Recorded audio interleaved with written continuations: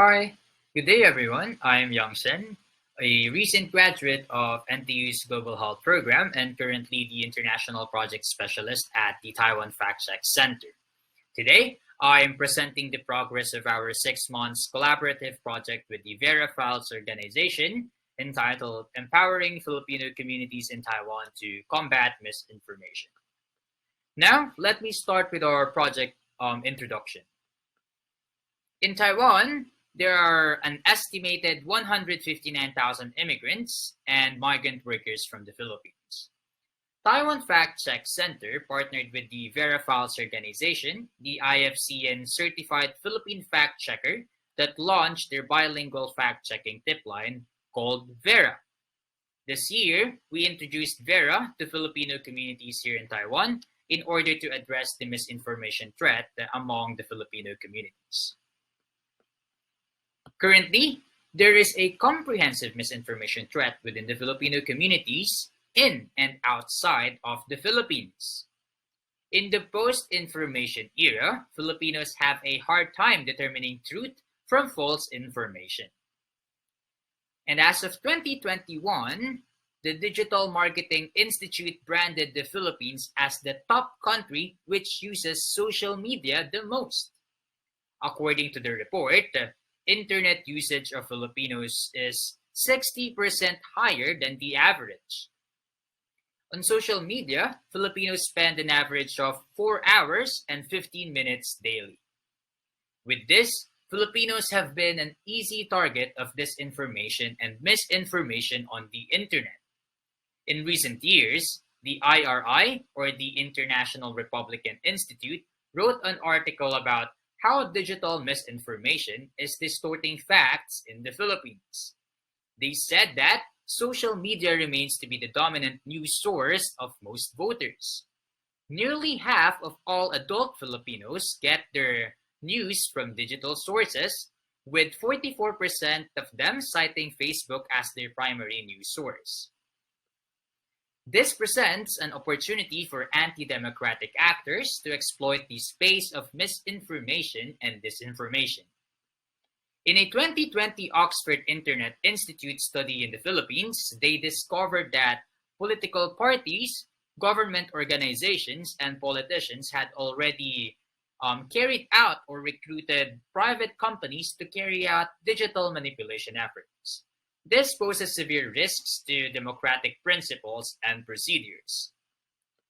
And an example of this manipulation is the photos in this slide.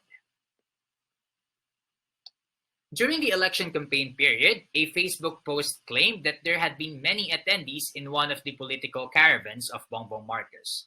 So Bongbong Marcos is then running for the 2022 presidential seat, but is now the elected and inaugurated president of the Philippines. Going back, however, as you can see, the photos was actually taken from the Red Shirt rally in Bangkok, Thailand. Misinformation also does not just circle around political and governmental related posts, but rather it also includes misinformation about health and COVID-19.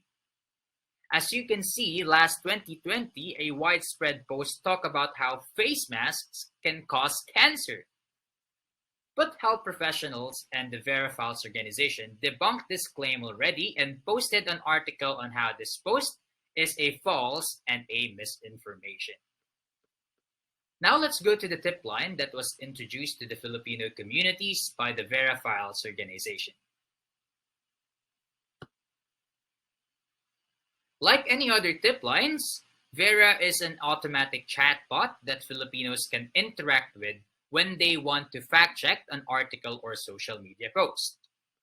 The application, however, currently only works in Viber. Viber is a messaging application similar to Messenger and Line.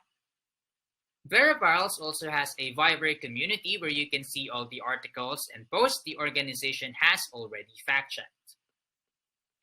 Those who want to fact-check a post or an article have to open the chatbot function from the Viber community, and the user can send a link or a screenshot of the post they want to be fact-checked. So here's an example.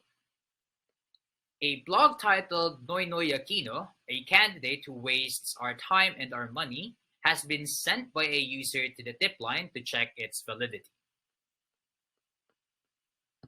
The user said that they received a reply from the bot 2 days after they sent a request for fact-checking through the tip line. The Verifiles team rated the article to be accurate. However, they added that some parts of the blog are opinions-based, and so they couldn't fact-check those parts. And like what I said earlier, the application also works not only for political posts, but also includes articles and social media posts about health and COVID-19. Here, a user sent an article titled, "Doctor Shares the First 8 Omicron Symptoms." Here in the article, they talk about how people should be aware of the symptoms they are experiencing, as it can automatically tell them the variant of the COVID-19 they got. However, the Verifiles organization rated the article as false and misleading. The Verifiles team do the research and ask professionals directly to know the validity of an article. That is why there is no definite time on when they can respond to a fact-checking request. For articles and posts that has never been fact-checked before, it can take around 2 days to around 3 weeks for the team to validate the information. However, users can get a response within a minute for all the articles that have been already fact-checked.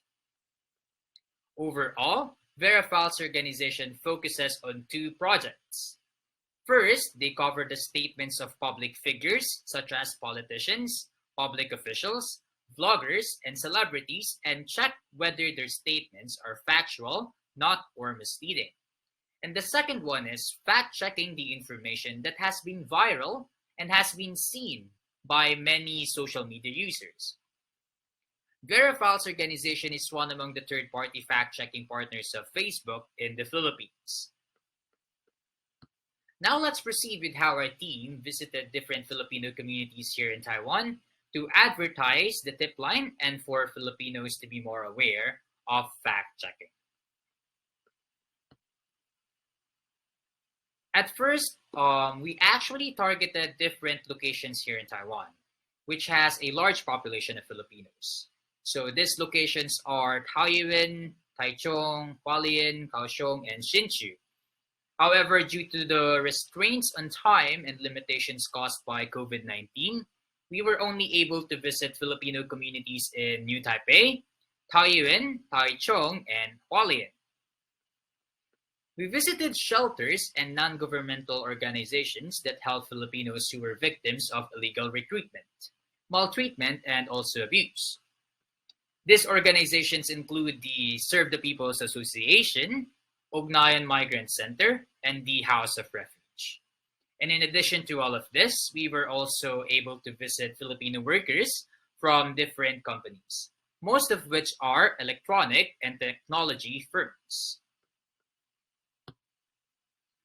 So in Taichung, we were able to visit the Ugnayan Migrant Center. So through the help of the priest, Father Joy Tajonera, we were able to interact to around 40 Filipinos who were temporarily staying at the organization's shelter.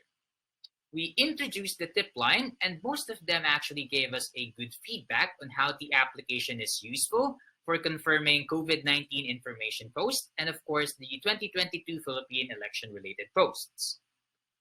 And through the Ugnayan Migrant Center shelter, we were also able to attend a Catholic Mass conducted in Filipino language in Taichung Central District. Our team were able to set up a booth in front of the Our Lady of the Immaculate Conception, and we were able to interact with around 200 Filipinos working in Taichung. Following this, we were also able to reach out the Filipino shelter of the Serve the People Association. So Serve the People Association is a non-governmental organization that assists not only Filipino migrant workers, but also other nationalities. And through the Serve the People Association, they help us to reach Filipino communities in Hualien. We were able to reach out the House of Refuge, Christian organization, which has many local chapters, not only in the Philippines, but in the world. Now, interestingly, we were also able to meet more Filipinos through local fellowships. So local fellowships are small groups of different evangelical Christians in Taiwan that conducts weekly Bible study or Bible reading. Through this local fellowship, we were also able to interact with a famous evangelical Christian church called Logos Global Mission. It has a branch here in Taiwan and actually has many branches worldwide. And after several months of visiting different Filipino communities, we were able to gather around feedback and recommendations for this project.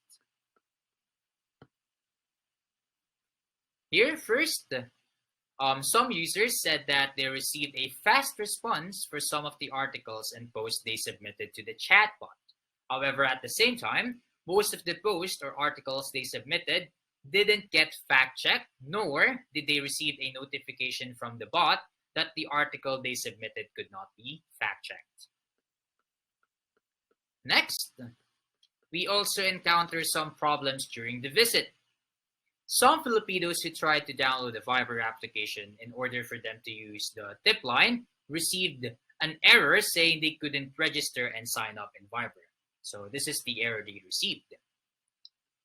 We actually tried to help them by restarting their devices, putting out the SIM card and putting it in back, and at the same time re-downloading the Viber application. However, the problem persists. This error actually stops them from using and accessing the tip line. And so this brings us to our last feedback and recommendation. Most Filipinos no longer use Viber for messaging friends and families. A large percentage of Filipinos use Facebook Messenger.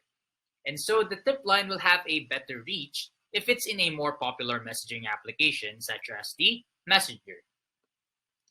Taiwan Fact Check Center's fact-checking tip line for Taiwanese is actually a good example.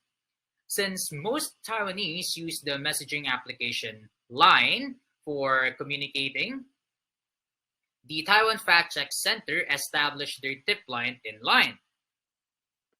And the results are actually fascinating. Thousands of Taiwanese currently use this tip line to validate the information they see on the internet. Now, lastly, before we conclude our presentation, I would just like to leave this quote from Maria Ressa, a Nobel Prize laureate. She said, "When you want to rip the heart out of a democracy, you go after the facts." We still have a long way to go to fully eradicate misinformation and disinformation, not only within the Filipino communities, but on a global scale. We shouldn't stop exposing ourselves and the masses to the truth, for there is only one version of the truth, and the truth will always prevail. Thank you very much. If you have questions and recommendations for this project, you can reach out through this contact information. Thank you very much.